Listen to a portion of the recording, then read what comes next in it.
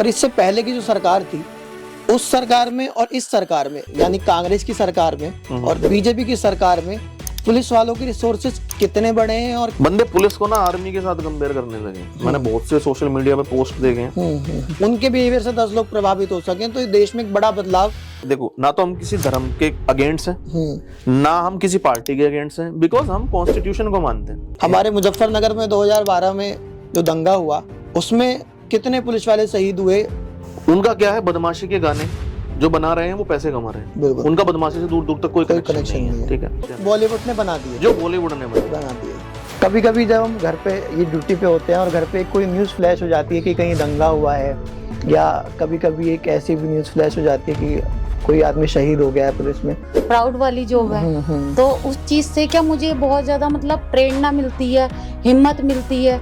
नमस्कार साथियों, आप सबका स्वागत है द टेम्पर ऑफ टॉक्स में, एक ऐसा पॉडकास्ट जिसमें हम मिलेंगे देश के ख्यातिलिप्त लोगों से, साथ ही साथ उन लोगों से भी मिलेंगे जो अपने जीवन में कुछ करना चाहते हैं या समाज के लिए कुछ ऐसा काम कर रहे हैं जिसमें उस समाज में बदलाव आ सकता है, जिसमें समाज अच्छा हो सकता है। तो ऐसे ही एक व्यक्ति से आज मैं आपको मिलाने जा रहा हूं जो दिल्ली पुलिस में कार्यरत हैं, और उनका एक परिचय खास ये है कि जो उनकी तनख्वाह है, जो उनकी सैलरी है, वो उसमें से 15% एक चैरिटी के लिए, जो स्ट्रीट पर लोग रहते हैं, जो बच्चे पढ़ाई करना चाहते हैं, उनके लिए चैरिटी के लिए अपनी तनख्वाह में से 15% निकालते हैं। तो एक समाज के लिए, और एक पुलिस वाला व्यक्ति जो उनका नाम भी मैं इंट्रोड्यूस कराना चाहता हूं कि हमारे विक्रांत भैया हैं, विक्रांत चौहान जी, जिनको हम पुलिस वाला इंसान के नाम से भी जानते हैं। और फेसबुक पर एक अच्छी फैन बेस, एक अच्छा, लोग उन्हें बहुत प्यार देते हैं, इनके काम को बहुत सराहते हैं।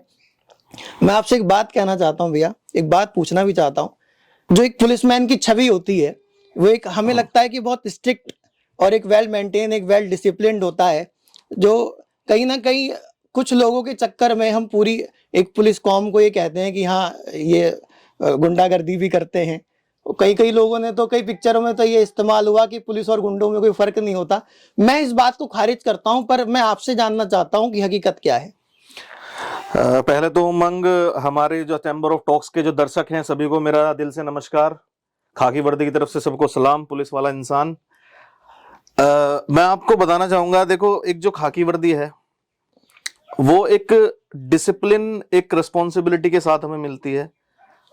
वही एक चीज है कि जो हमें आम लोगों से अलग बनाती है। अब जो आपकी बात, अगर सहमत हूं मैं आपकी बात से कि जैसे एक इंडिविजुअल कोई बंदा है, अगर उसके साथ पुलिस का गलत व्यवहार हुआ है, हाँ, सो उस पे, उसके दिमाग पे एक छाप छूट जाती है, जिस छाप को मिटाने में या जिसे सुधारने में ना, मुझ जैसे पुलिस वाले पता नहीं कितना भी एफर्ट लगाएं, बट स्टिल उसे वही चीज याद आती है कि जब मेरे साथ ना बुरा हुआ था। सो मैं ये नहीं कहूंगा कि सभी पुलिस वाले ठीक है, मैं ये भी नहीं कहूंगा सब पुलिस वाले खराब हैं, बट स्टिल अगर कोई मेरे फोर्स का, मेरे डिपार्टमेंट का बंदा भी, या ऑल ओवर अगर हम इंडिया की बात करें, सिक्योरिटी फोर्सेस के बंदे अगर इस पॉडकास्ट को देखेंगे, तो मेरी उनसे एक ही रिक्वेस्ट है कि हम फर्स्ट ऑफ ऑल तो पब्लिक सर्वेंट है। बिल्कुल, जो लोग टैक्स पे करते हैं उससे हमें सैलरी मिलती है, जिस सैलरी से हमारा घर चलता है। तो अगर हम इनडायरेक्टली बात करें तो घर चलना एक बहुत बड़ी चीज होती है, हमारा परिवार चलता है, हमारी फैमिली चलती है। किस वजह से चलती है? हमारी सैलरी की वजह से। वो आता है पब्लिक के टैक्स से। माइट भी हो सकता है कोई गुस्से में है, बट स्टिल हर कोई क्रिमिनल तो है नहीं। बिल्कुल बिल्कुल बिल्कुल। And we act according to law. हम संविधान की इज्जत करते हैं, जिसमें right to freedom, right to speech. अगर कोई कुछ बोल रहा है, हमें बुरा लग भी रहा है, तो हम इंडिविजुअली एक आम आदमी नहीं है, तो हम गुस्सा या भद्र व्यवहार नहीं कर सकते हैं। हमें प्यार से बात करनी होगी। हमारी एक स्टैंडर्ड लैंग्वेज है। सपोज करो मैं यूपी से बिलोंग करता हूँ या मैं हरियाणा से बिलोंग करता हूँ, मैं किसी स्टेट को पॉइंट आउट नहीं करूंगा, मैं बेसिकली एक बर्थ प्लेस को पॉइंट आउट करूंगा। वहां की एक लोकल लैंग्वेज होती है। But we are working into NCR force. हम दिल्ली में काम कर रहे हैं, जो कि हिंदुस्तान की राजधानी है। हर तरह के बंदे होंगे। बिल्कुल बिल्कुल। एक जो आपका फर्स्ट इंप्रेशन है वो आपकी लैंग्वेज से पड़ता है। आप क्या हो, आप क्या नहीं हो, वो मैटर नहीं करता। आपको 5 मिनट किसी ने हेल्प के लिए रोका, वो 5 ही मिनट आपका जो बिहेवियर है उसका इंप्रेशन उसके दिमाग पे जाएगा। आपने थोड़ी गलत लैंग्वेज में बात करी, दिल्ली पुलिस का नाम नीचे चला गया। बिल्कुल। वहीं आपने अच्छी लैंग्वेज में बात करी तो उसके माइंड में एक अच्छी इमेज डेवलप हो गई। बिल्कुल। आपका कहना है कि लोग डरते हैं। लोगों का डरना, देखो, मैं यही रिक्वेस्ट करूंगा लोगों से कि आप ना किसी छोटी छोटी चीजों को लेके एक अपने माइंड में ना एक इमेज क्रिएट ना करें। पुलिस वाले यार बहुत लंबी ड्यूटी करते हैं, फर्स्ट ऑफ ऑल बिल्कुल। घर वालों की Salute है सर नाराज आपकी ड्यूटी घर को। वालों की नाराजगी होती है, हाँ, और हमें कहीं ना कहीं से ना बहुत सारी चीजें हमें एक कॉर्नर में डाल देती हैं जो कि फ्रस्ट्रेशन डेवलप करती है। बिल्कुल। मैं इस चीज से बिहेवियर जस्टिफाई नहीं करूंगा, स्टिल हमें पोलाइटली पेश आना चाहिए, बट अगर कहीं कुछ है ना तो आप प्यार से बात करो, सामने वाला पिघल जाएगा, ये पक्की बात है।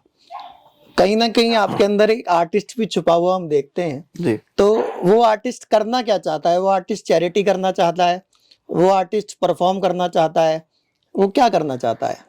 मैं आपको बताऊंगा यार, मैं एक्चुअली क्या है कि मेरे फादर थे, अब नहीं है हमारे बीच में, वो उन्होंने 32 इयर्स दिल्ली पुलिस में सर्व किया, ओके।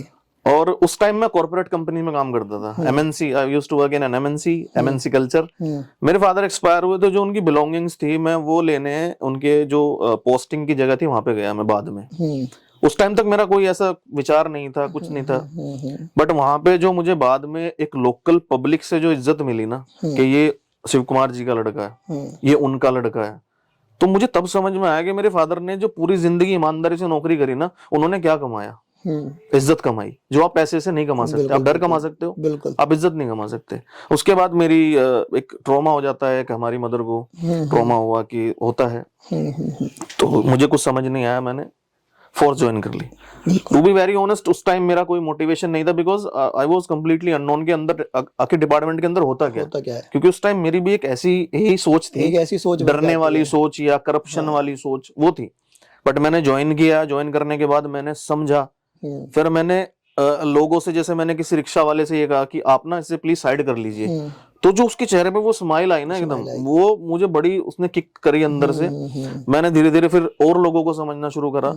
फिर एक अम्मा की मैंने हेल्प करी, वो मेरे ड्राइवर थे मेरे साथ में, उन्होंने वीडियो शूट कर ली। वो एक्चुअली क्या थी कि उनके जो बच्चे थे उन्होंने छोड़ दिया था, and she was sitting on footpath, भूखी थी और बिल्कुल एक लाचार सी थी वो।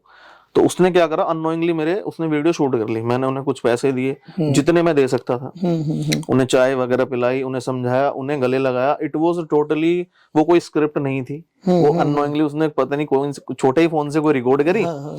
वो फिर मेरा बर्थडे आया तो मेरे विभोर भाई हैं, विभोर चौधरी मेरे फोन में कुछ चेक कर रहे थे, उन्होंने वो वीडियो देखी तो उन्होंने वो अपने फोन में लेके अपलोड कर दी। वो वीडियो बहुत लोगों ने देखी, वो आप यकीन करना, I think with in 5 days वो 17 मिलियन क्रॉस कर गई थी, और मुझे नहीं लगता कि मेरे किसी बर्थडे पे इतनी विश मुझे आई होंगी।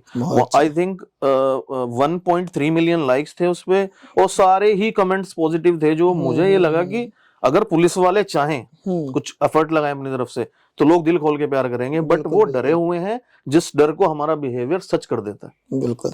तो आपने जो ये नाम रखा है पुलिस वाला इंसान, ये बहुत अट्रैक्टिव भी है, और कहीं ना कहीं हमें एक सोच में भी डालता है कि आपने एक अलग तरह की शुरुआत करने की कोशिश की। मुझे इस नाम के पीछे आप मोटिव बताएं, आपने किस मोटिव से नाम रखा, या क्या आपकी सोच रही? देखो आजकल क्या है, लोग एक दूसरे को देख के ना, मतलब अच्छी चीजें कम सीख रहे हैं, गलत चीजें ज्यादा सीख रहे हैं।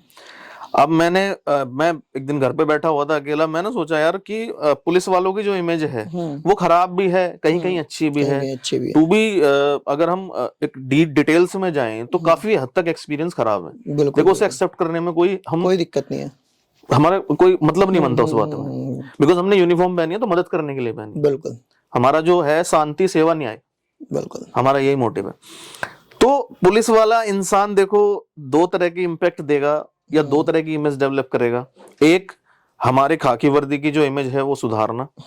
दूसरा, जो आम बंदे हैं ना, जैसे मैं आम बंदा था ड्यूटी, मतलब फोर्स ज्वाइन करने से पहले, उसको एक इनडायरेक्टली एक इमेज देना कि आखिर पुलिस वाला होता क्या है। जो हमारे ऑपरेशंस है, जो हमारा डिपार्टमेंटल काम है, वो हम शूट नहीं कर सकते, अलाउड भी नहीं है, और वो है भी नहीं, इम्पोर्टेंट है वो, ठीक है। बट एक इमेज दे सकते हैं कि पुलिस वाला कब ड्यूटी जाता है, अगर वो भूखा, हम भी भूखे रहते हैं, 12-12, 14-14 घंटे हो जाता है बिना सोए बिना खाए।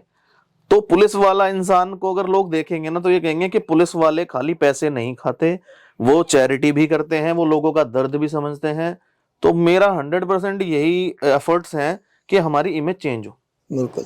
पर आपकी जो कोशिश है ना, मुझे लगता है कि काफी बदलाव समाज में लाएगी, आम आदमी के नजरे में भी फर्क आएगा, और कहीं ना कहीं इससे कुछ ऑफिसर्स, कुछ पुलिस वाले या कोई जो अन्य विभागों, सरकारी विभाग में काम कर रहे हैं, वो भी कहीं ना कहीं सोचेंगे कि अगर, क्योंकि मैं मानता हूं कि हर व्यक्ति अच्छा बनना चाहता है, पर उसकी कुछ मजबूरियां, उसकी कुछ जरूरतें हैं जो उसको रोकती हैं।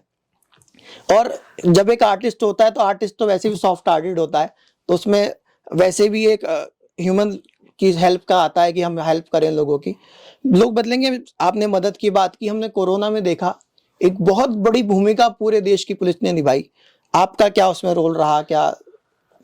देखो, कोविड का जब कोविड मतलब इंट्रोड्यूस हुआ एक तरीके से, जब फैला वो बुरी तरीके से, तो हमारी भी फैमिली में, हर किसी की फैमिली में एक मतलब एक अर्जेंसी की फीलिंग क्रिएट हो गई थी कि वो बस उस टाइम ना बंदे ये सोच रहे थे कि हम बच जाएं। ठीक है, हमें ये नहीं पता था हम बचेंगे या नहीं बचेंगे।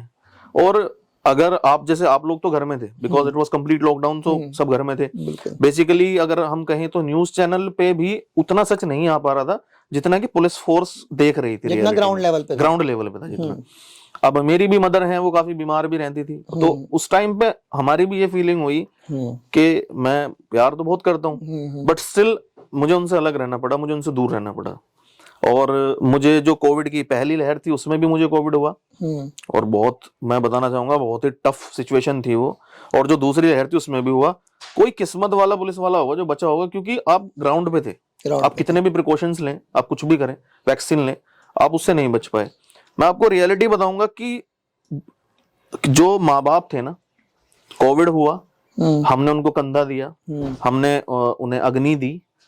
लिटरली सिचुएशन इतनी बुरी थी कि जो उनकी अस्थियां थी वो तक दिल्ली पुलिस ने प्रवाहित करी, बच्चे लेने नहीं आए। सर ये तो बहुत हमें एक अजीब चीज और शायद समाज के लिए बहुत बुरी चीज हमें देखने के लिए मिली। कई केस ऐसे हैं, मैंने जो आप बता रहे हैं मैंने टीवी में भी देखा, अखबारों में भी पढ़ा कि दिल्ली पुलिस ने बहुत हद तक कार्य किया या पूरे देश की पुलिस ने अपने अपने शहरों में, अपने अपने प्रदेश में काम किया। तो आपने जैसे बताया आपको कोविड भी हुआ, तो कोविड में आपने कितने दिन रेस्ट करके फिर दोबारा ड्यूटी ज्वाइन किया, कैसे रहा? कोविड में सर देखिए, अगर मैं डिपार्टमेंट की बात करूं तो इसमें तारीफ है उनकी, उन्होंने कहा जब तक आप फुली रिकवर नहीं होंगे आप ड्यूटी ज्वाइन नहीं कर सकते। बट एक ना इंटरनली एक फीलिंग होती है इंसान को, पता नहीं यार मेरे कितने जो स्टाफ वाले हैं उन्हें है या नहीं है, एक अर्जेंसी की सिचुएशन में आप वहां पे खड़े और मैं वहां पे खड़ा हूं, तो मुझे वहां पे अपनी फैमिली को भूलना पड़ेगा। अगर मुझे फैमिली को नहीं भूलना है तो मुझे फिर ये वर्दी पहनने का कोई फायदा नहीं। बिल्कुल सर, पुलिस वालों के लिए तो कहा जाता है कि पुलिस की जॉब ऐसी कि त्योहार भी एक दिन बाद बनता है, ना रक्षाबंधन आप बना पाते हैं, ना दिवाली आप बना पाते हैं, होली भी हम देखते हैं कि एक दिन बाद, हम लोकल पुलिस स्टेशन में देखते हैं कि एक दिन बाद सेलिब्रेट होती है। तो कहीं ना कहीं जब आप पुलिस की तैयारी कर रहे होते हैं या जाने की सोच रहे होते हैं, तो पहले से इस चीज के लिए तैयार रहते हैं या फिर बाद में आपको ये सब चीजें फेस करनी होती हैं? देखो ऐसा होता है, जब आदमी कोई जर्नी स्टार्ट करता है ना तो वो प्रिडिक्शन नहीं कर पाता आगे की, क्योंकि आपका जो कंडीशंस, जो माहौल, जो प्रेशर्स हैं, वो आपको एक डेवलप और एक मैच्योर पुलिस ऑफिसर बनाते हैं। अब मैं इसे थोड़ा डिटेल में बताऊंगा आपको। जब तक अर्जेंसी नहीं पड़ती है ना, मतलब जब आपको क्विक डिसीजन लेना हो, सपोज करो एक एक्सीडेंट हो रखा है रोड पे, आपकी फर्स्ट प्रायोरिटी है मैं उसे फटाफट फर्स्ट एड दूं, बिकॉज हमें पता है वो चीजें, फर्स्ट एड देंगे तो बच जाएगा बंदा। अब सेम टाइम पे हमें क्राउड कंट्रोल भी करना है, सेम टाइम पे हमें एम्बुलेंस भी कॉल करनी है, तो वो चीजें आपको ना मैच्योर बना देती हैं। ठीक है, वो ये जो मैच्योरनेस है ना, ये किसी इंस्टीट्यूट में, किसी कॉलेजेस में, किसी कोचिंग सेंटर में आपको नहीं सिखाई जाती है। ये होता है ह्यूमन नेचर, ह्यूमन बिहेवियर।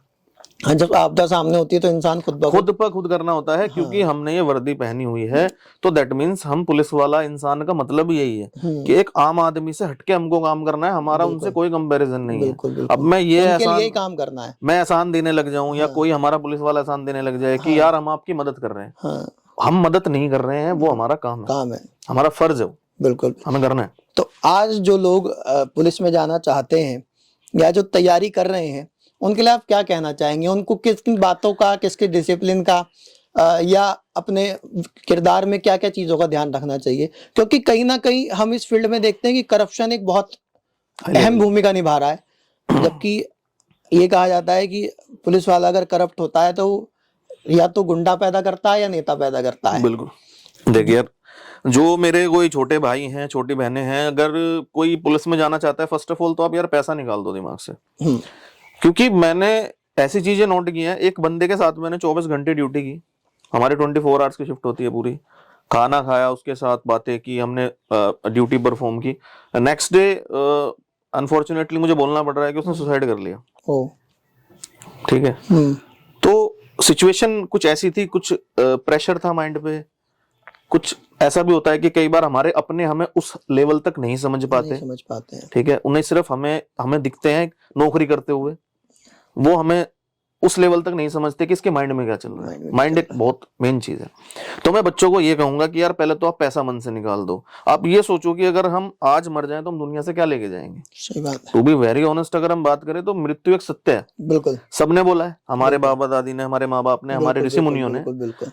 पर उसे हम समझ क्यों नहीं रहे हैं। अब सपोज करो अगर मैं आज दुनिया से जाता हूँ ना यार, तो बहुत बंदे मेरा अफसोस करेंगे, यहाँ तक कि जो जानवर है स्ट्रीट डॉग्स वो भी करेंगे। तो वो जो दुआ हम लेके जाएंगे वो ऊपर लेके जाएंगे। पैसा क्या है? पैसा कुछ नहीं है। तो आप पैसे को माइंड से निकाल दो। आप ये सोचो कि हमें ना अपने सिस्टम को बदलना है। आप ये मत सोचो आप किस पोस्ट पे ज्वाइन कर रहे हो। आप सोचो हम ज्वाइन करेंगे, हम डिसिप्लिन अच्छा फोर्स में ज्वाइन कर रहे हैं, उस फोर्स का नाम करेंगे, हम बिल्कुल करप्शन की तरफ नहीं जाएंगे, चाहे सिचुएशन जो भी हो। क्योंकि सिचुएशन इतनी बुरी यार कभी भी नहीं हो सकती। बिल्कुल, आप एक यूनिफॉर्म में जॉब कर रहे हैं, हमें एक सरकार हमें सैलरी पे कर रही है, आप सरवाइव कर सकते हैं। बिल्कुल, आपको अगर देखना ही है ना तो आप फुटपाथों पे जाके देखो, इतनी कड़ाके ठंड में जो बंदे फुटपाथ पे सो रहे हैं उनका क्या ही जीवन होगा, वो कहाँ तक पहुंच सकते हैं। और आप अगर चाहो ना आप लोगों के दिलों तक पहुंच सकते हो। बिल्कुल, आपको भगवान ने वो क्षमता दी है। बिल्कुल। डिसिप्लिन में यार वही है, अपना फिजिकल वर्कआउट रखो, क्योंकि हेल्थ इज वेल्थ। हमने बहुत क्लास में बहुत किताबों में पढ़ा है, बट बंदे भूल चुके हैं आज की डेट में। प्रॉपर सोते नहीं है, प्रॉपर खाते नहीं है, मोबाइल का यूसेज ज्यादा हो गया है। आप यूज करो, टेक्नोलॉजी क्या होती है हमारे लिए वरदान है, शराब नहीं है। बट शराब हमने बना लिया है, ठीक है, क्योंकि बच्चे मोस्टली टाइम आजकल मोबाइल्स पे बिता रहे हैं, फिजिकल वर्कआउट कम हो गया है। तो हम छोटे छोटे थे, या जब आपका पुराना टाइम होगा तो हम क्रिकेट खेला करते थे, फुटबॉल खेला करते थे, हमें चोटें लगा करती थी। अब बच्चे क्या हो गए, बहुत सॉफ्ट हो गए हैं, उनसे ज्यादा गर्मी नहीं झेलती है, ज्यादा ठंड नहीं झेलती है। तो पुलिस फोर्स में अगर आप ज्वाइन करना चाहते हो ना यार, तो हमारी जो 1 साल की ट्रेनिंग होती है वो हमें सारे मौसम दिखाती है, गर्मी, सर्दी, बरसात।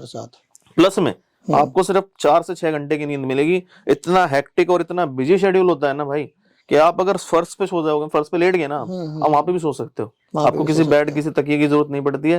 वो मेंटली इतना प्रिपेयर करके भेजते हैं, क्योंकि अगर हम ड्यूटी पे खड़े हैं ना, तो हमें कोई ऐसा एमएनसी की तरह हमें कॉफी ब्रेक, हमें लंच डिनर नहीं मिल रहा। हम कहीं पे खड़े हुए, कहीं पे कुछ एक्टिविटी ऐसी हो गई है कि हमें वहां पे रहना है, हम 12-12 घंटे भी वहां पे खड़े रहेंगे। सर जब कोई मिशन चलता है तो मैंने सुना है कि 24 48 घंटे भी लग जाते हैं, बिल्कुल, जिसमें पुलिस को लगातार काम करना होता है। मतलब ये कहा जाता है कि आप अगर पलक भी झपक दोगे तो सीन बदल जाएगा। तो इस तरह से कभी आपका कोई एक्सपीरियंस रहा है ऐसा, कितना लंबा 24-48 घंटे का कोई ऐसा आपने मिशन किया हो? अभी मिशन तो देखो जो हमने वो किया था वो तो खैर हम डिस्कस नहीं कर सकते, बट एक उसी के समानता में मैं एक बता देता हूँ। हमारी ड्यूटी अभी G20 जो समिट हुआ, आप सबने देखा कि भारत का बड़ा नाम हुआ है, बहुत बड़ा नाम हुआ। मोदी जी ने जो भी एक अरेंजमेंट्स करे हमारे देश के लिए, एक बहुत गर्व की बात है वो। बट मैं बेसिकली बताऊं, देखो जो पॉलिटिशियंस हैं, जो लीडर्स हैं, उनका काम होता है एक अरेंजमेंट करना, अरेंजमेंट को संभालना काम होता है पुलिस वालों का। बिल्कुल। सुबह 4 बजे हम खड़े हो जाते थे, और हम ही नहीं, हमारे एसीपी, इंस्पेक्टर, डीसीपी, हमारा पूरी फोर्स खड़ी रही है, क्योंकि डेलीगेट्स आ रहे थे ऑल ओवर से वर्ल्ड। उसके लिए हम 1 महीने अपनी नींद, खाना, हम सब कुछ भूल गए थे। आप ये देखो, हम 4 बजे सुबह ड्यूटी पे खड़े हो जाते थे, दैट मींस हम 2 बजे रात में उठ जाते थे। अब 2 बजे अगर उठना हो ना, आपको 8 बजे नींद नहीं आएगी, 7 नहीं बजे आएगी सर, आपको सोच सोच के नहीं आएगी। उसके बाद पूरा दिन हमको खड़े रहना। मैं अपने पुलिस फोर्स पे गर्व करता हूँ यार, कि डेलीगेट जो आए थे ना, और अमेरिका में भी एक आर्टिकल में लिखा गया कि Delhi police is the best police, क्योंकि यार हमारे पास ना जो रिसोर्सेस हैं वो लिमिटेड है, जो हमारा नंबर है फोर्स का वो भी लिमिटेड है। तो लिमिटेशन के साथ में आप ड्यूटी परफॉर्म करके आप एक अच्छा रिजल्ट ला के दे रहे हो ना। हमारी स्पेशल सेल है, जो कि आप अगर बात करें इंटेलिजेंसी की, तो टेररिस्ट में एक्ट करती है हमारी स्पेशल सेल, जो बड़े बड़े हीनस क्राइम उनमें एक्ट करती है। लिमिटेड रिसोर्सेस, लिमिटेड बंदों के साथ में ना, इस वजह से कर पाते हैं क्योंकि नॉर्मल टाइम से हटके ड्यूटी करते हैं।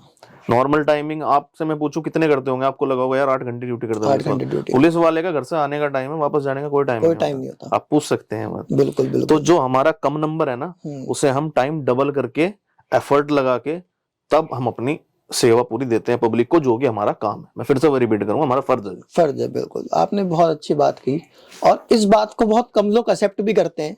कुछ लोग हम ही जैसे किसी से बात करते हैं तो उन्हें लगता है कि हाँ एक स्ट्रिक्ट बिहेवियर, जैसे हमारी चर्चा हुई। पर कहीं ना कहीं मैं एक बात और पूछना चाहता हूँ सरकार पहले भी थी, अभी 10 साल से हम एक सरकार को देख रहे हैं, एक पॉलिटिकल पार्टी लीड कर रही है, पर इससे पहले की जो सरकार थी उस सरकार में और इस सरकार में, यानी कांग्रेस की सरकार में और बीजेपी की सरकार में पुलिस वालों के रिसोर्सेज कितने बड़े हैं और क्या बेनिफिट्स उनको देखने के लिए मिले हैं? क्योंकि जब भी गवर्नमेंट बदलती है तो एक नए नियम, नए कानून लागू होते हैं। अभी भी जैसे उन्होंने ट्रक वाला कानून आया, उस पर थोड़ा सा दिक्कत, तो इसमें भी आपको भूमिका निभानी पड़ी। तो ये आप किस नजरिए से देखते हैं कि दोनों सरकारों में आप एज अ एक सरकारी भी कार्यरत हैं, एक उसको छोड़ के आप एक आम आदमी की तरह बताएं कि सब दोनों सरकारों में क्या फर्क आ रहा है? देखिए, आम आदमी की तरह से अगर बताया जाए तो पहले तो अगर हम आम आदमी अगर पुलिस वाले से हटके बात करूं मैं, तो जो पॉलिटिकल ये जो गवर्नमेंट्स होती है, सरकारें होती हैं, ये अगर हम इन्हें डिफरेंशिएट करें या इन्हें हम कंपेयर करें तो वो हमारे लिए बहुत मुश्किल है, क्योंकि बहुत सी चीजें हैं जो हमें नहीं पता है। देश की अर्थव्यवस्था है, देश को कैसे चलाया जाता है, वो बोलते हैं ना कि दूसरे का काम हमें ना आसान लगता है, बट जब हम उस रोल में जाके बैठते हैं तो तब हमें पता चलता है एग्जैक्टली वो बंदा क्या फेस कर रहा है। तो कांग्रेस ने देश के लिए क्या किया या बीजेपी देश के लिए क्या कर रही है, वो चीज डिसाइड करती है जनता की वोट्स, जनता की पोलिंग। अगर 10 साल से कोई सरकार है, दैट मीन्स वो कुछ ना कुछ तो अच्छा कर ही रही है। कांग्रेस क्या नहीं कर पाई, वो कांग्रेस समझती भी है, भली बात ही समझती है, क्योंकि आप किसी रेस में दौड़ते हैं, आप हार जाते हैं तो दैट मीन्स कोई ना कोई ड्रॉबैक, कोई पिन पॉइंट तो रहा होगा।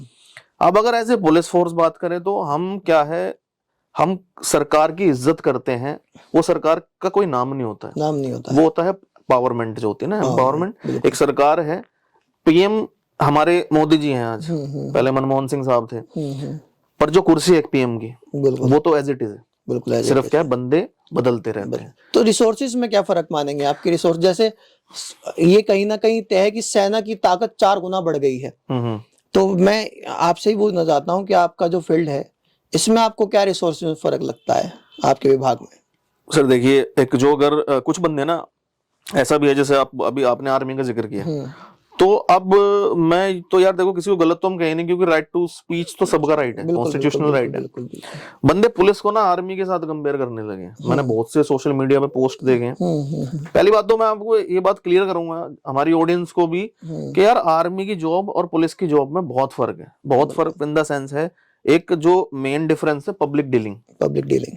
आर्मी की जगह ही एक ऐसी है, वहां पे आप हमें रख ही नहीं सकते। वो हमारा काम यहाँ नहीं कर सकते, हम उनका काम वहां नहीं कर सकते। बिल्कुल। और हम ये एक शरीर के 2 हाथ हैं, इसके बिना भी शरीर नहीं चलेगा, इसके बिना भी शरीर नहीं चलेगा। बिल्कुल। तो मुझे उनकी मेंटालिटी पे थोड़ी हंसी आती है कि आप कंपेयर क्यों कर रहे हैं कि एक आर्मी वाला ऐसा करता है, एक पुलिस वाला ऐसा करता है।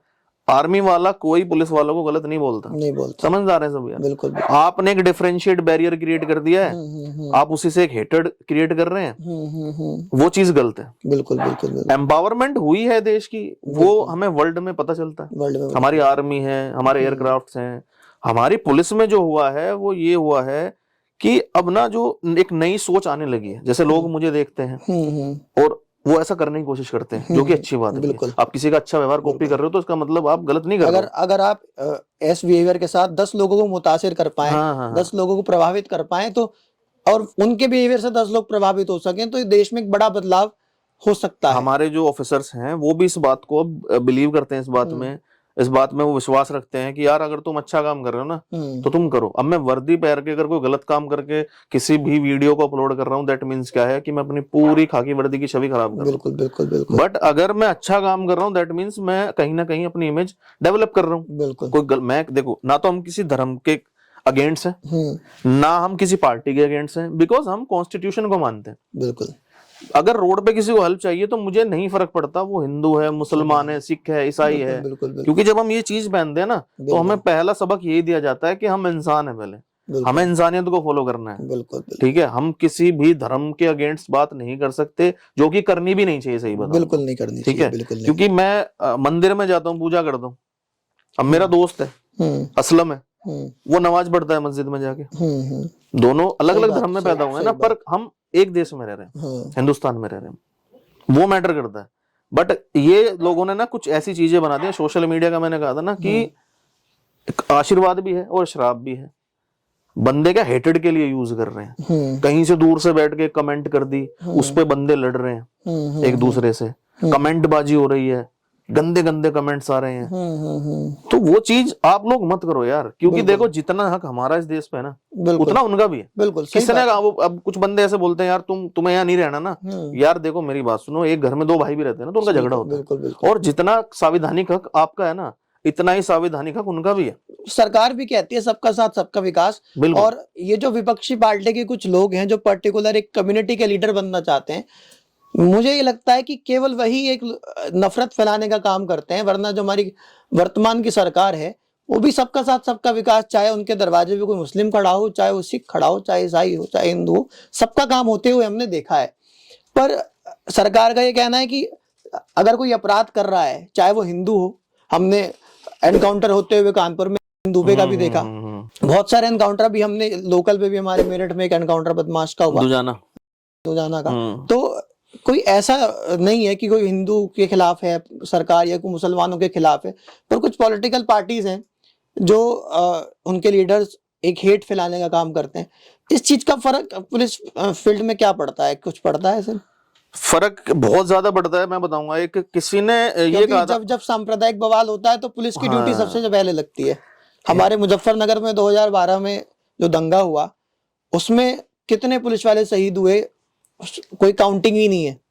और जब भी मेरठ तो क्योंकि बहुत ज्वलंतशील शहर कहा जाता था, जो हर साल जलना ही जलना था, पर कुछ चीजें सरकार बदली हैं तो फर्क है। यहाँ ये कहा जाता था कि गाड़ी है जो चोरी की गाड़ी की सबसे बड़ी मंडी यहाँ पर है, वो भी अभी गवर्नमेंट ने खत्म की है।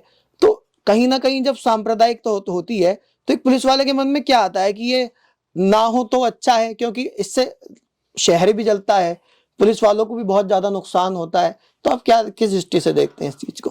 देखिए, पहले तो ये होता है कि कोई भी ऐसा दंगा, कोई भी ऐसा बवाल होता है तो हमारा एफर्ट यही होता है कि वो ना हो। बट अगर हो गया है, हम उसकी उस कंडीशन में बीच में खड़े हैं, तो पहले तो यार हमें यही देखना होगा कि जो ये सब है सामने, चाहे हिंदू हो चाहे मुस्लिम हो, वो एक दूसरे से लड़े ना, क्योंकि मरने वाले यार मर जाते हैं, परिवार पीछे बहुत सफर करता है। बिल्कुल बिल्कुल बिल्कुल। फिर उस टाइम पे हमारी जान भी रिस्क पे होती है। तो अगर कहीं ना कहीं हमें अपनी फैमिली भी याद आती है कि हमारी फैमिली है, बट वो फैमिली याद आने का मतलब ये नहीं होता कि हम अपने कदम पीछे हटाते हैं। बिल्कुल, हमें फ्रंट पे रहना होगा, क्योंकि पता क्या होता है कि जैसे कहीं भी दंगा हो रहा है, आपको क्या याद आता है? आपको याद आता है पुलिस को कॉल करें। वो एक भरोसा है। बिल्कुल। अगर हम पीछे अपने कदम हटा लेंगे ना, वो भरोसा टूट जाएगा। अगर वो भरोसा टूट गया तो फिर गुंडाराज कायम हो जाएगा। ये मेन मुद्दा है। पुलिस को तो एक बहुत भरोसे के साथ बुलाया जाता है, और मैं ये देख रहा हूँ कि पिछले 2-3 सालों में जो पुलिस की इमेज है वो भी बहुत हद तक सुधर रही है। कुछ आप लोग काम कर रहे हैं, कुछ और भी लोग काम कर रहे हैं।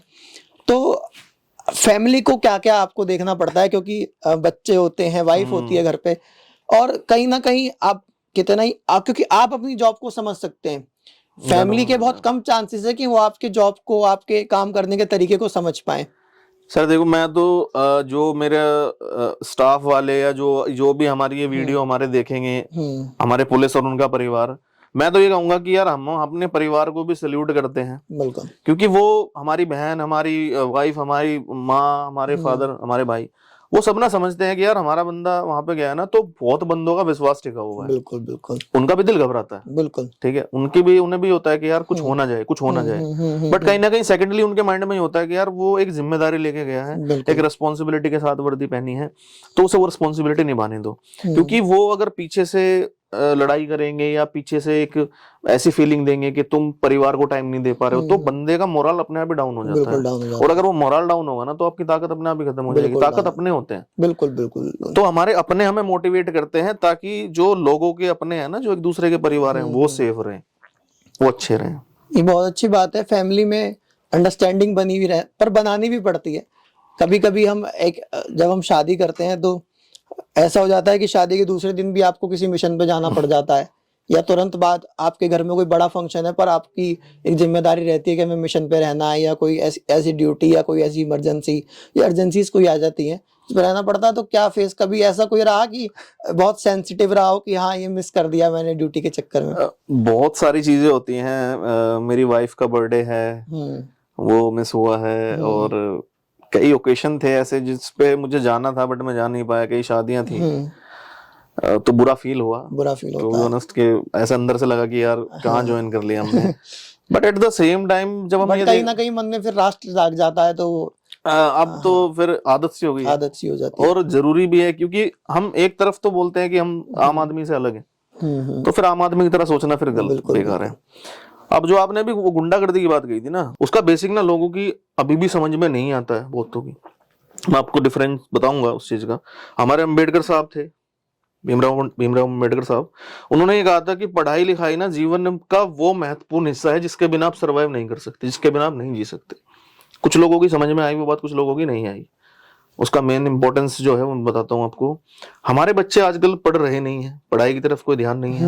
बेसिकली मैं बात करूं अगर गांव देहातों की, उनका क्या है, बदमाशी के गाने जो बना रहे हैं वो पैसे कमा रहे हैं, उनका बदमाशी से दूर दूर तक कोई कनेक्शन नहीं है। ठीक है, थोड़ा डरते हैं बदमाशी से। हाँ, अब ये होता है कि क्राइम एक ऐसी चीज है कि आपको ना दूर से बहुत अच्छा लगता है, एक सुनहरा द्वार है, सूर्या मानिया बनना है, मुझे डॉन बनना है, मुझे जेल में जाके बॉडी बनानी है, ये कुछ एक परसेप्शन है, बहुत ही वाहियात परसेप्शन है, बॉलीवुड ने बना दिए, जो बॉलीवुड ने बना दिए।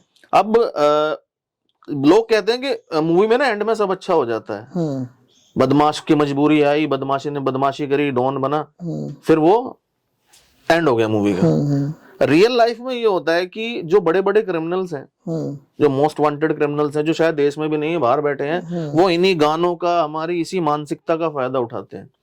वो इन्हें हायर करते हैं with no reason, with bare minimum money, वो छोटा सा अमाउंट। इन्हें कॉन्सिक्वेंस नहीं पता आगे का। कॉन्सिक्वेंस क्या होता है कि ये जेल में सड़ते हैं, फिर उनका काम हुआ, इनका रोल खत्म हुआ। इनके जैसे और बहुत है। बिल्कुल। तो अगर कोई ये पॉडकास्ट हमारी या ये जो इंटरव्यू है, कोई बच्चे हमारे यंगस्टर देख रहे हैं, आप बदमाश या बदमाशी की तरफ जाने से पहले ना थोड़ा सा टाइम निकाल के कभी एक बार जेल की लाइफ देखना। जो आप बाहर आप दाल रोटी अपनी माँ के हाथ की, आप अच्छे बेड पे सो रहे हो ना, ये जेल वालों के लिए सपना होता है। बिल्कुल। मारना काटना, अंदर बहुत बुरा हाल होता है अंदर जाके। तो आप कभी यह मत सोचना मेरे भाई कि अंदर जाके आप बॉडी बना के आओगे।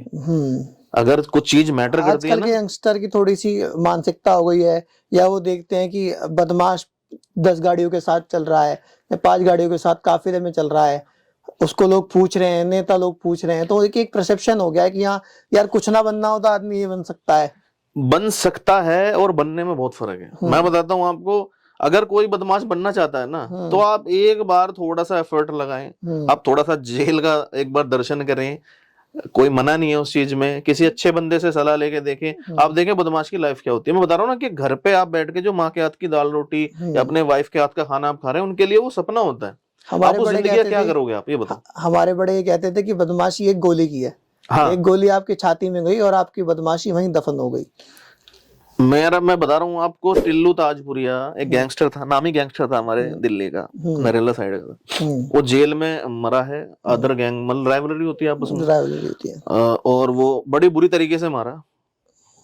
अब बदकिस्मती ये है कि वो वीडियो भी बाहर आ गई थी, सोशल मीडिया पर काफी वायरल रही, वो देखी भी होगी बहुत बंदों ने। बड़ा मतलब जिसे आप बोल सकते हैं ना, बड़ी बेरहमी से उसे मारा, उस तरीके से उसे मारा गया। अब जिन्होंने उसे मारा है, अब ये मत समझो कि वो भी जिंदा रहेंगे, मौत उनकी भी ऐसी होगी। तो जब यार एंड में मौत है, तो फिर उस बदमाशी का करोगे क्या आप? अपनों से आप दूर हो, आप जेल में हो, ठीक है, आपको खाना वही जीने लायक मिल रहा है, आप करोगे क्या उस चीज का? अब लॉरेंस बिश्नोई का एक लॉरेंस बिश्नोई का हवा उड़ा दिया है। Lawrence Bishnoi most wanted gangster है, ठीक है, उसी के नाम से बंदे ना जुड़ते जा रहे हैं, उससे जुड़ते जा रहे हैं। एक अलग गैंग तैयार हो रही है उसके, एक अलग गैंग तैयार हो रही है। अब एक छोटी सी बात है, वो अपने फैमिली से कितने टाइम से दूर है? कितने टाइम से दूर है?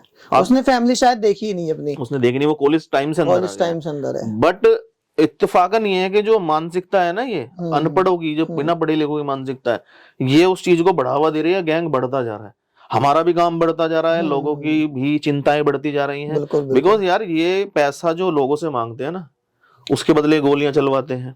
वो गोली चलाता कौन है? वो यही हमारे यंगस्टर हैं जो पढ़े लिखे नहीं हैं, जिन्होंने गाने देखे, मूवियां देखी और वो पिस्टल लेके चल पड़े। जैसे कश्मीर में होता था 370 हटने से पहले, कि वहां के जो लोकल लीडर्स हैं वो बच्चों को पत्थर देके उन्हें 100-200 रुपए का लालच देके वही कराते थे। तो वही शायद यहाँ भी होता है। और लोग आजकल, अभी एक मध्य प्रदेश में एक लड़का था, उससे बहुत लोग इंस्पायर हो, बोले हम इसके जैसा बनना चाहते हैं। तो कहा इसमें इसके जैसा बनने का फायदा तो कुछ है नहीं, और नुकसान ये है कि आप अपनी फैमिली से दूर हैं, आप खुद से दूर हैं। अगर आप कमा भी रहे हैं पैसा तो वो आपका ऐसी जगह जा रहा है जहां उस पैसे का कोई लाभ नहीं है, जहां उस पैसे का कोई मतलब नहीं है। कभी कभी ऐसा सुनने में आया है कि मान लीजिए किसी गैंगस्टर पे केस चल रहा है तो पुलिस को भी धमकी आती है कई बार, या हमने देखा कि 26/11 के केस में एक कांस्टेबल शहीद हुए, तो ऐसे भी बहुत सारी चीज पुलिस को भी धमकी आते हुए मैंने कई बार देखा। तो आपके कुछ में है ऐसा कि हाँ? देखिए, अब मैंने बताया था आपको, एक ड्यूटी जब हम ज्वाइन करते हैं, यूनिफॉर्म पहनते हैं, अलग अलग ऑपरेशंस परफॉर्म करते हैं, तो ये तो ड्यूटी का पार्ट हो जाता है। कुछ चीजें हम ऐसी भी रखते हैं कि जो हम फैमिली से नहीं डिस्क्लोज करते, बिकॉज फैमिली हमें बहुत प्यार करती है, हमारे लिए कंसर्न है, तो बेसिकली हम उन्हें टेंशन नहीं दे सकते। जो हमें धमकियां भी दे रहे हैं या जिनके हम टारगेट पे हैं, पहली बात तो कोई पुलिस वाला आसान टारगेट होता नहीं है।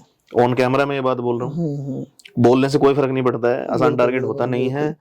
फिर अगर हमने वर्दी पहनी है ना, तो पहला चीज हम खत्म करते हैं डर, वो बहुत जरूरी है। एक अकेला पुलिस वाला पेट्रोलिंग करता है रात के 2 बजे, जहां बंदे निकलने से डरते हैं जिस एरिया से, वो किस लिए करता है? क्योंकि वो पुलिस वाला है। अब झगड़ा होता है तो लोग पुलिस वाले को कॉल क्यों करते हैं या पुलिस वालों को कॉल क्यों करते हैं? क्योंकि उन्हें पता है वो सिक्योरिटी फोर्सेस हैं। बिल्कुल, वो इस तरीके से हमें बनाया गया इस तरीके से कि हम मेंटेन करेंगे। तो धमकी आना, धमकी ना आना, किसी के टारगेट पे होना, तो ये इससे कोई फर्क नहीं पड़ता। कुल मिला के एक डर को अपने मन से बिल्कुल खत्म करके काम हमें करना पड़ता है। और ये भी बहुत जरूरी है कि आम जनता भी उस डर को खत्म करे जो उस पुलिस वालों के लिए उसके मन में है।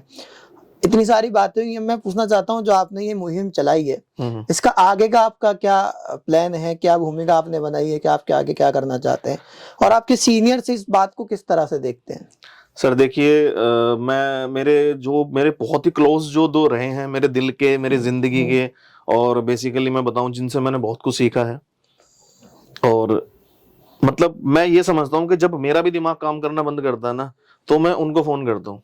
मेरे एसीपी हैं, अभी वो सिक्योरिटी में है, vice president security, Jitendra Patel sir हैं जी। उनकी अगर अब मैं आपको लाइफ हिस्ट्री बताऊंगा तो पॉडकास्ट लंबी हो जाएगी। 12th फेल जो मूवी आई है उससे लगभग मिलती जुलती है। He is such a nice person with heart. मतलब आप कहते हैं ना कि आप ऑनेस्टी कैसे सीखते हैं, आप सीनियर्स को देख के सीखते हैं। बिल्कुल।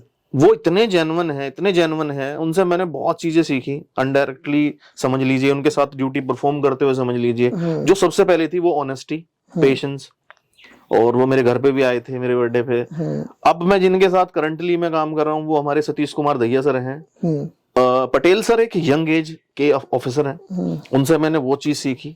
अब मैं जिनके साथ काम कर रहा हूँ उन्होंने बहुत सारी चीजें ग्राउंड लेवल पे देखी हैं। वो एसएचओज रहे हैं, अब करंटली वो एसीपी एज ए एसीपी वो काम संभाल रहे हैं। तो उनसे भी मैंने बहुत सारी चीजें सीखी कि हमें लाइफ में कैसे चीजों से डील करना चाहिए। अगर हम पुलिस वाले हैं तो हमें क्या मेंटालिटी या मानसिकता रखनी चाहिए। और हमें ये जो मैंने पैसों वाली बात कही, मैंने उनसे ही सीखी है कि एक लाइफ का उद्देश्य है ना दूसरों के मन पे एक अच्छी छाप छोड़ के जाने का। बिल्कुल, बैंक अकाउंट में पैसा छोड़ के नहीं, ठीक है। कोई जाए ना तो किसी को अफसोस हो। तो मैं उनके साथ ड्यूटी करते करते ना, मतलब मैं ये कहूंगा फादर हमारे आज ईश्वर के चरणों में है, बट वो एक फादर पर्सनैलिटी का ही फील देते हैं। क्योंकि मैं सीखना चाहता हूँ, उनका नेचर ऐसा ही है। उस नेचर से आप सीख सकते हो तो ठीक है। अगर आपको पैसे की तरफ ही भागना है तो उसमें वो कुछ करेंगे नहीं जबरदस्ती। हम इंडिविजुअल पर्सनैलिटी है हमारी। तो 2 बंदे हमारे ऑफिसर में मुझे ऐसे मिले, बहुत लकी फील करता हूँ मैं, मेरे टच में है और मैं हमेशा उनके टच में रहूंगा। उनसे मैं नॉलेज गेन करता रहूंगा। मैं जो भी आज कर रहा हूँ ना कहीं वो रीजन है मोटिवेशन का। एज ए ऑफिसर उन्होंने कभी रोक टोक नहीं की, मुझे काम सिखाया, मेरे आइडियाज सुने, मेरी बातें सुनी।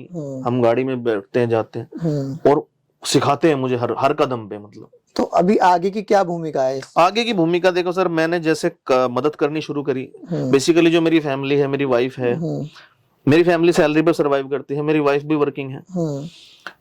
तो मैं अपनी सैलरी का 15% डोनेट करता हूँ like to feed street dogs. मैं बहुत कम कर पाता हूँ, मुझे करना बहुत ज्यादा है। अब यार अगर मैं सैलरी से ही सब कुछ करूंगा तो फर्स्ट प्रायोरिटी जो मेरी पहली ड्यूटी वो मेरी फैमिली है। बिल्कुल, तो जिम्मेदारी है मेरी। तो मैं ये चाहता हूँ कि एक ट्रस्ट हम ओपन करूंगा अपना, जिसमें जो लोग थोड़ा बहुत भी डोनेट करना चाहते हैं और जिनके पास टाइम नहीं है ये सब करने का, तो उसमें मैं उस ट्रस्ट में उन बंदों को जोड़ना चाहता हूँ जिनके पास टाइम है काम करने का, जिनके जो कुछ डोनेट करें, जिन्हें लगे कि यार हम ना डोनेट कर रहे हैं तो हमारा पैसा सही जगह लग रहा है, टू बी वेरी ट्रांसपेरेंट एक पॉलिसी, उससे मैक्सिमम लोगों तक पहुंचने का। तो इसमें क्या आप सीनियर से जो या और पुलिसमैन से उनसे भी कहना चाहेंगे कि वो इस ट्रस्ट में जुड़े?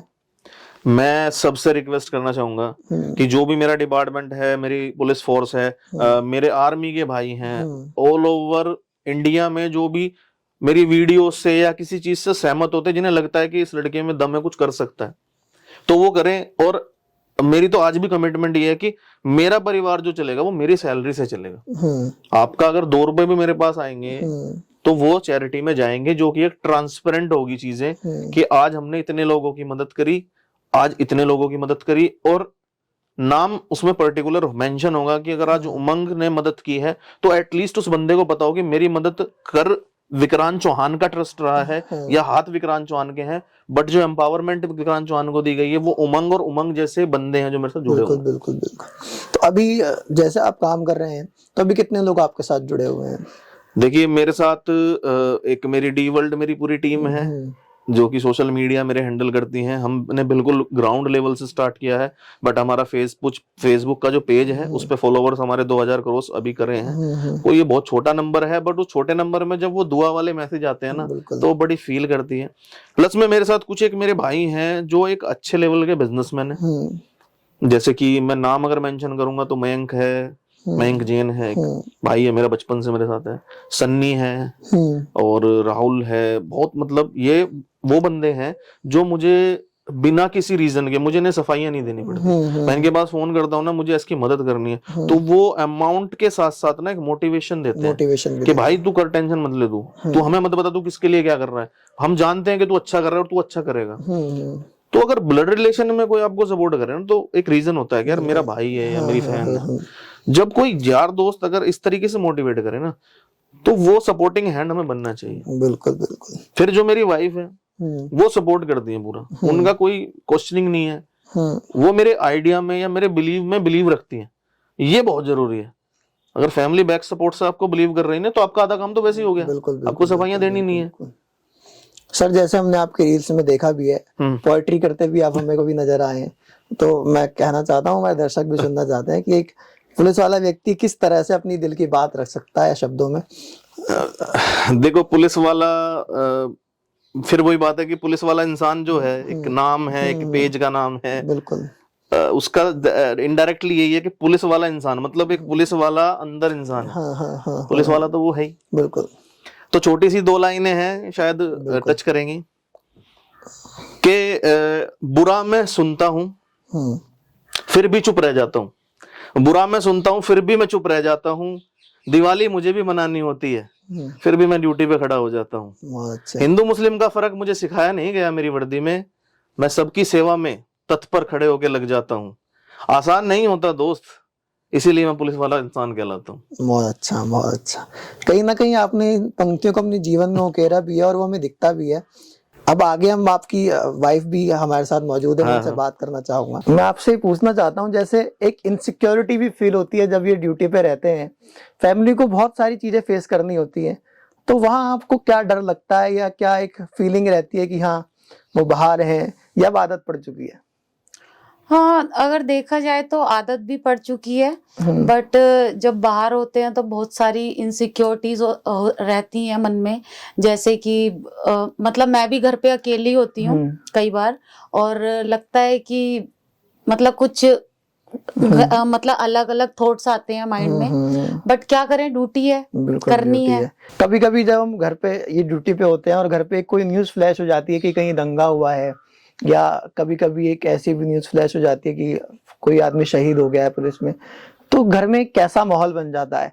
कभी कभी ऐसा होता है कि फोन भी नहीं मिल पाता है, ड्यूटी पे होते हैं, तो उस समय क्या फीलिंग्स आपके मन में आती हैं? बहुत सारी नेगेटिविटी आती है माइंड में, बट वही है कि अगर जॉब नहीं करेंगे तो अगर देखा जाए तो खाएंगे क्या, पहली बात तो, और सेकंड थिंग यही है कि जॉब भी जरूरी है, और दिल्ली पुलिस की जॉब है, प्राउड वाली जॉब है, तो उस चीज से क्या मुझे बहुत ज्यादा मतलब प्रेरणा मिलती है, हिम्मत मिलती है।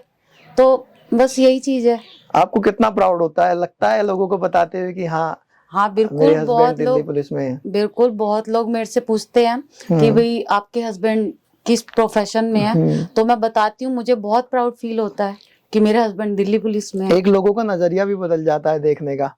तो आप पे कोई सिफारिश आई है ऐसी कि हाँ कोई सिफारिश कर दो जी हमारी, और भाई साहब से कह के करा दो? बहुत सिफारिशें आती हैं और लोगों की सोच भी ये रहती है कि भाई दिल्ली पुलिस में है तो कमाई भी बहुत होती होगी और अच्छा खासा घर चलता होगा, पैसा मिलता होगा। पर जैसे सर ने बताया कि वो अपने पिताजी के सिद्धांतों पे काम करते हैं जी। और बिल्कुल होनेस्टी के साथ काम करते हैं, तो कभी आपको इस बात पे आपत्ति हुई हो या इस बात से आपको लगा हो कि नहीं ये दिक्कत है, इस चीज का अभाव है जीवन में? नहीं, ऐसा कभी मुझे ऐसा नहीं लगा, क्योंकि देखिए जो मेरे ससुर जी हैं, मेरे हस्बैंड के पिताजी, अब तो खैर स्वर्गवासी हो चुके हैं वो, उन्होंने कभी हमें ऐसी प्रेरणा नहीं दी, मतलब मेरे हस्बैंड को कभी ऐसी प्रेरणा नहीं दी कि हमें मतलब रिश्वत लेनी चाहिए या किसी गरीब का दिल दुखाना चाहिए। क्योंकि पहली बात तो ये कि हम कर्मा पे बहुत ज्यादा बिलीव करते हैं, बिल्कुल बिल्कुल और किसी का दिल दुखा के अगर हमें अपना घर चलाना है तो वो हमें बिल्कुल भी मंजूर नहीं है। बिल्कुल भी मंजूर नहीं। और दूसरी चीज कि मेरे हस्बैंड इस चीज में बिल्कुल, अगर दिल्ली पुलिस में है तो एकदम ऑनेस्टी से अपनी जॉब को कर रहे हैं, तो उस चीज में मुझे मतलब अगर ये नहीं करेंगे तो मेरा वो प्राउड खत्म ही हो जाएगा, तो मुझे वो चीज नहीं करनी। तो उस चीज से मुझे अपना घर चलाना ही नहीं है। मैं खुद भी वर्किंग हूँ, मेरे हस्बैंड की सैलरी आ रही है, हमारे लिए वो इनफ है। बहुत अच्छी बात है अगर ये मानसिकता हर सरकारी विभाग में काम करने वालों की या उनकी फैमिली की बन जाए, तो कहीं ना कहीं देश में जो करप्शन है वो बहुत हद तक कम होगा। बिल्कुल। आपने लव मैरिज की थी या अरेंज मैरिज की थी? हमारी लव मैरिज हुई थी। तो उस समय ड्यूटी में थे सर? हाँ जी सर, ड्यूटी में थे। तो क्या लगा उस टाइम शादी करते हुए? घर वालों का क्या कोई विरोध था या कोई इजीली वो मान गए थे? क्योंकि कभी भी या कोई आर्मी पर्सन से शादी होती है या कोई पुलिस में शादी होती है तो घर वालों के मन में भी रहती है कि बहुत रिस्क वाली जॉब है, फैमिली को टाइम नहीं दे पा रहा। आपके मन में भी होगा कि ये आपको तय होगा कि फैमिली को टाइम नहीं दे पाते हैं, रिलेशनशिप में भी ज्यादा आपको टाइम नहीं मिल पाता होगा। तो ये क्या आपने फिर एकदम जो डिसाइड किया वो किस मेंटल प्रिपरेशन के साथ आपने किया? मेंटली प्रिपरेशन के साथ देखिए, जब घर वालों के सामने ये प्रस्ताव रखा गया था कि शादी करनी है, तो उस टाइम पे घर वालों को मैंने नहीं बताया था कि ये दिल्ली पुलिस में है। लेकिन उसके बाद जब बताया, पहले तो ऑब्जेक्शन हुए दोनों की तरफ से ही, इनकी फैमिली की साइड से भी और मेरी फैमिली की साइड से भी। लेकिन जब धीरे धीरे सारी चीजें, क्योंकि सबसे पहले जो आता है ना वो करप्शन ही आता है, लड़की के घर वालों के माइंड में कि करप्ट होगा, पुलिस वाला है, ये होगा, कल को कुछ हो जाए, मतलब बहुत सारी नेगेटिविटीज आती हैं, रिस्क रहता है। हाँ, तो फिर धीरे धीरे मैंने समझाया, फिर उन्हें समझ में आया, तो उनको बहुत प्राउड फील हुआ कि चलो अगर हमारे घर की बेटी दिल्ली पुलिस वाले के घर पे जाएगी तो ये बहुत ही प्राउड वाली चीज लगेगी। तो इसलिए फिर बाद में धीरे धीरे सब मान गए और हमने कर ली शादी। बिल्कुल। तो हमने आपका देखा कि अभी आगे की क्या प्लानिंग है? आप चाहती हैं कि ये काम जो कर रहे हैं ये बरकरार रहे, या सर ने जैसे कहा कि वो ट्रस्ट बनाने के मन है उनका और ट्रस्ट में सब लोग जोड़े, तो आप क्या कहना चाहती हैं लोगों से उसके बारे में? बिल्कुल, मैं चाहती हूँ जो भी मेरे हस्बैंड कर रहे हैं, मुझे उस चीज पे बहुत ही ज्यादा गुमान है और मैं चाहती हूँ कि अच्छी चीजें करें और मैं पूरे सपोर्ट में हूँ अपने हस्बैंड के। तो आपको ये नहीं लगता है कि हाँ कोई ये कभी जॉब छोड़ देनी चाहिए, ऐसा टाइम नहीं मिलता है? एक सबके मन में रहता है ना कि फैमिली को टाइम नहीं दे पा रहे। टाइम ठीक है, टाइम उतना मतलब जितना दे पाते मेरे लिए उतना इनफ है, और अगर मेरे को उतना टाइम देंगे तो देश की सेवा कब करेंगे? बिल्कुल बिल्कुल, ये बहुत तो वो बहुत जरूरी है और मुझे गर्व है अपने पति पे बहुत ज्यादा। बहुत अच्छी बातचीत आपसे रही, आपकी वाइफ से भी बात हुई।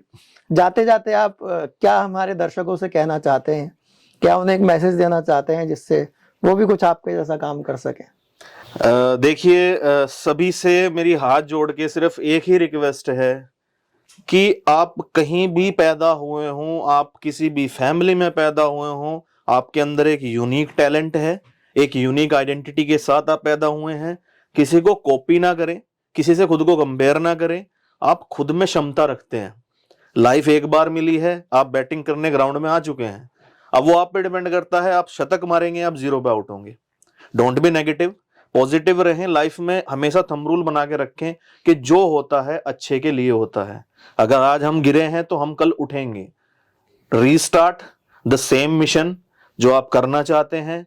हार तब आपको इफेक्ट करेगी, तब आप हार को मान लेंगे। हमें मान के चलना है कि हम जीतेंगे भाई, जीतना ही है हमारी लाइफ का जो मेन मकसद है। So thank you so much police वाले इंसान की तरफ से, आपको बहुत बहुत धन्यवाद। चैम्बर टॉक की टीम्स को बहुत बहुत धन्यवाद। बस मैं यही कहना चाहूंगा, हंस खुश रहें, अपनी फैमिली के साथ रहें। टाइम बहुत बुरा चल रहा है, बट स्टिल आप और आपका सपोर्ट आपको बनाए रखे इस जिंदगी में, इस दौड़ में, और अपनों के साथ रहें, हंसते रहें, मुस्कुराते रहें। जय हिंद। दर्शकों से कहना चाहता हूं कि ये जो पॉडकास्ट रहा, इससे मुझे भी बहुत कुछ सीखने के लिए मिला, और जल्दी ही मिलते हैं एक नई एपिसोड के साथ, एक नए गेस्ट के साथ। उनसे भी हम बहुत कुछ बात करेंगे, उनसे कुछ नया सीखेंगे। अगले एपिसोड तक के लिए अलविदा।